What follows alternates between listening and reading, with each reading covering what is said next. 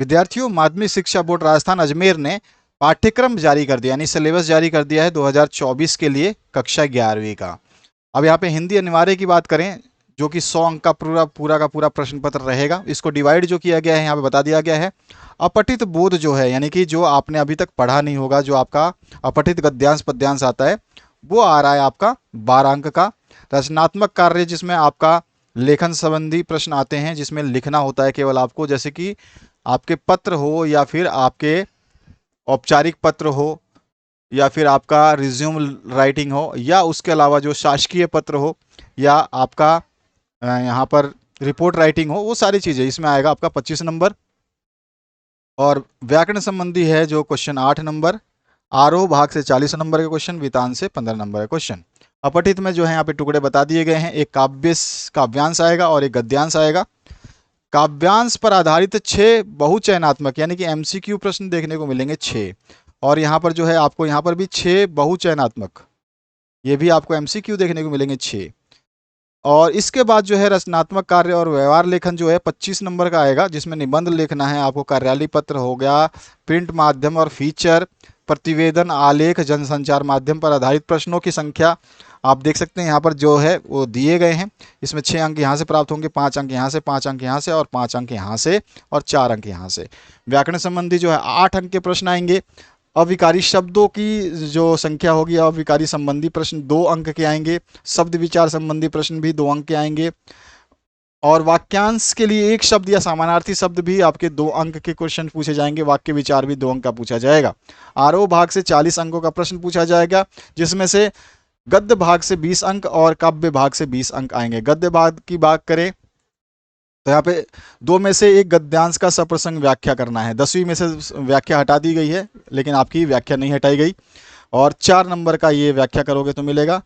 और पाठों की विषय वस्तु पर आधारित जो है 4 अति लघुत्रात्मक प्रश्न और 3 लघुत्रात्मक प्रश्न और जो है विकल्प सहित 2 दीर्घात्मक प्रश्न, ये टोटल मिला के 6 नंबर का आएगा। काव्य भाग से 2 काव्यांशों में से किसी एक की सप्रसंग व्याख्या करनी होगी, 4 अंक मिलेगा। और बाकी वैसे ही कविता विषय वस्तु पर आधारित 4 अति लघुत्रात्मक प्रश्न, 3 लघुत्रात्मक प्रश्न और 2 दीर्घ उत्तरात्मक प्रश्न मिलेंगे, यानी कि टोटल मिला के ये देंगे 16 नंबर।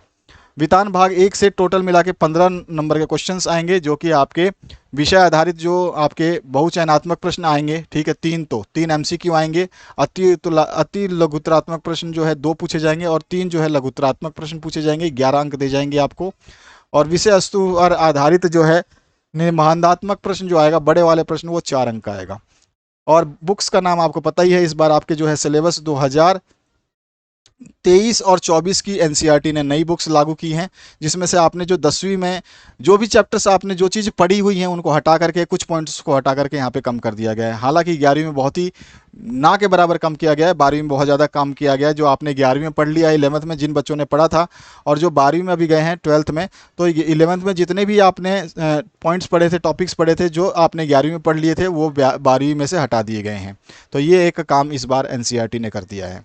इसके बाद आपका जो नेक्स्ट सब्जेक्ट है इंग्लिश कंपलसरी, इसमें भी आपका रीडिंग जो है 20 नंबर का, इस बार रीडिंग 20 नंबर का, राइटिंग जो है 18 नंबर का, ग्रामर सेक्शन 16 नंबर का, टेक्सटुअल क्वेश्चन जो है 46 नंबर का, हनीबल से आपका है और स्नैपशॉट से, ये टोटल मिलाकर के 46 नंबर का। इसका ब्रेकअप नीचे दिखाया गया है। 2024 का सिलेबस देख रहे हैं और इसकी पूरी जो लिंक है मैं आपको डिस्क्रिप्शन बॉक्स में दे दूंगा, आप डाउनलोड कर लेना इसको। अनसीन पैसेज जो है 2 आएंगे, ठीक है, दोनों ही 10-10 नंबर के होंगे। एक 10 नंबर का एक पैसेज आएगा, एक पैसेज 10 नंबर का आएगा, 2 पैसेज 10-10 नंबर के रहेंगे। और यहाँ पे जो क्वेश्चंस होंगे, यानी कि आपको बोला गया है इसमें कि आपको 4 multi choice questions, 6 very short answer type, तो 4 तो आपको ऐसे क्वेश्चन मिलेंगे जो एमसीक्यू रहेंगे और 6 जो ऐसे क्वेश्चन मिलेंगे जिसको आपको आंसर देना होगा। और यहाँ पर जो है इसमें भी आपको बताया गया है कि 4 जो है यहाँ पे एमसीक्यू मिलेंगे और 6 क्वेश्चंस जो हैं आपको very short type answer type मिलेंगे। सिलेबस को ढंग से पढ़ोगे तो आपको सब कुछ समझ में आएगा। राइटिंग सेक्शन की बात करें, 1 आउट ऑफ 2 टास्क में से आपको, यानी कि 2 क्वेश्चन में से 1 क्वेश्चन करना होगा, 6 नंबर दे के जाएगा। यहाँ पर फिर से आपको दो कंपोजिशन आएगा जिसमें आर्टिकल, रिपोर्ट और स्पीच लिखना है, तीनों में से। तो इनमें से केवल आपको एक करना, अथवा पार्ट यानी कि मिलेगा, इन सब में अथवा पार्ट मिलेगा। यहाँ पे भी आपको अथवा पार्ट मिलेगा लेटर राइटिंग में, तो ये भी 6 नंबर देके जाएगा। तो 6 अंक के प्रश्न यहाँ पे आपको बड़े बड़े देखने को मिल रहे हैं। ग्रामर में डिटर्मिनर्स, टेंसेस, मॉडल्स और प्रीपोजिशंस, जिसमें मोशन, टाइम, स्पेस और मेंटल एटीट्यूड का आ जाएगा, सभी 4-4 अंक के दिए जाएंगे आपको। यानी कि सब 4-4 प्रश्न आएंगे छोटे छोटे। डिटर्मिनर्स में से 4 प्रश्न पूछ लिए जाएंगे, फिर टेंसेस में से 4 प्रश्न पूछ लिए जाएंगे, मॉडल में से 4 प्रश्न पूछ लिए जाएंगे। तो इस तरह से ये प्रश्नों का डिवाइडेशन दे रखा है।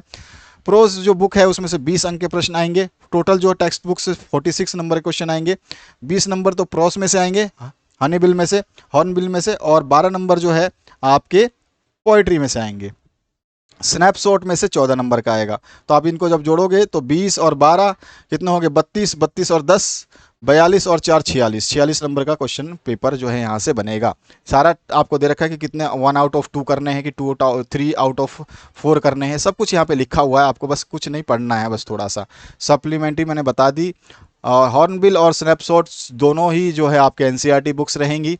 और इसके बाद जो है यहाँ पर संस्कृत साहित्य का जो दिया गया है, अभी आपका जो है संस्कृत साहित्य का जो है इस तरह का पाठ्यक्रम है, आप देख सकते हैं। मैंने इसका पीडीएफ दे दिया है, पीडीएफ से आप डाउनलोड कर लेना इसको, ठीक है। ये सारे के सारे जो है चीज़ें आप पढ़ सकते हैं। जिसके बाद संस्कृत साहित्य है वो अपना सिलेबस यहाँ से डिस्क्रिप्शन बॉक्स में जाएंगे, डायरेक्ट लिंक पे टच करेंगे, वो सीधा सीधा डाउनलोड हो जाएगा आपके सिस्टम में, ठीक है। तो ये आप देख लो। और इसके जो भी आपके जितना सिलेबस जारी किया गया है उतना मैं आपको दे रहा हूँ।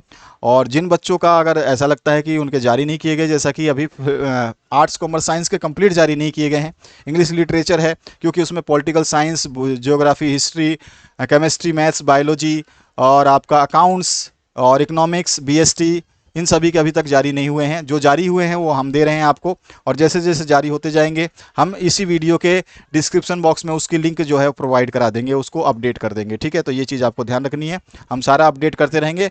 आपको केवल आना है समय समय पर, और एक बार जो है अपडेटेड लिंक पर टच करके उस पीडीएफ को डाउनलोड कर लेना, सारा सिलेबस आपका डाउनलोड हो जाएगा। हिंदी साहित्य जिसके पास है वो अपना हिंदी साहित्य के बारे में पूरा सिलेबस पीडीएफ डाउनलोड कर लीजिए, डिस्क्रिप्शन बॉक्स में दिया गया है। और फिर भी आपको कोई समस्या होगी, कमेंट हमेशा द्वार खुला रहता है, कमेंट सेक्शन में हमेशा कमेंट कर दीजिए। आपकी समस्याओं को समाधान करने के लिए हम बैठे हुए हैं। बाकी अपनी प्लेलिस्ट हमेशा देखते रहें, समय समय पर विजिट करते रहें, और डिस्क्रिप्शन में जो भी लिंक पीडीएफ की दी जाती है वो समय समय पर अपडेट की जाती हैं, उनको आप जरूर चेक करते रहें। तो आशा करता हूँ इस वीडियो के माध्यम से आप जरूर बेहतरीन कुछ ना कुछ सीखे होंगे, और हिंदी और इंग्लिश कंपलसरी को तो जरूर तैयार करेंगे। Thank you very much. और जो चैप्टर्स ज़्यादा मार्क्स के हैं उनको बेहतरीन तरीके से तैयार करें, ठीक है। Thank you very much once again.